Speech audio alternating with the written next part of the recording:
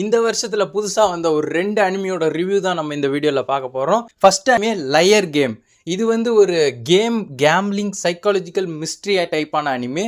இதோட ஸ்டோரி என்னன்னு பார்த்தீங்கன்னா, நம்ம மெயின் கேரக்டரான நோ கன்சாக்கின்ற ஒரு ஸ்டூடெண்ட் வந்து ரொம்ப நேர்மையா இருக்காங்க.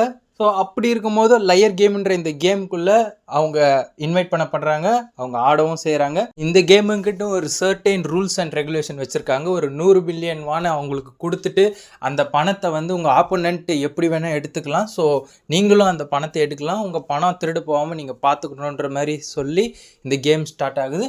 ஸோ அதுக்கப்புறம் நம்ம மெயின் கேரக்டர் எப்படி இந்த கேமில் ஜெயிச்சாங்களா இல்லையா, அவங்க யார்கிட்ட ஹெல்ப் கேட்டு போனாங்கன்றது தான் இந்த ஸ்டோரியே.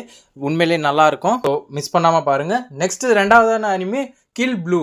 இது வந்து ஒரு ஆக்ஷன் காமெடியான அனிமே. இதோட ஸ்டோரி என்னன்னு பார்த்தீங்கன்னா, நம்ம ஹீரோ வந்து ஒரு பயங்கரமான கூலான ஹிட்மேனாக இருக்கார்.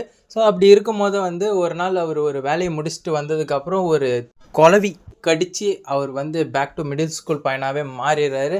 அப்படி மாறினோடனே அவர் பாஸ் கிட்டேருந்து அவருக்கு ஒரு புது வேலை அசைன் பண்ணப்படுது.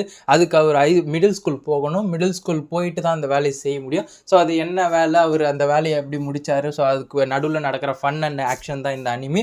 இந்த அனிமி பர்டிகுலராக எனக்கு ரொம்ப பிடிச்ச அனிமி. இதில் வர ஆக்ஷன்ஸும் காமெடியும் உண்மையிலே வேறு லெவலில் ஒர்க் அவுட் ஆகிருக்கும். ஸோ இந்த 2 அனிமே நல்ல அனிமே, கண்டிப்பாக பாருங்கள். இதில் வந்து லயர் கேம் தமிழ் டப்பிங்கில் இருக்குது, கில் ப்ளூ தமிழ் டப்பிங்கில் இல்லை.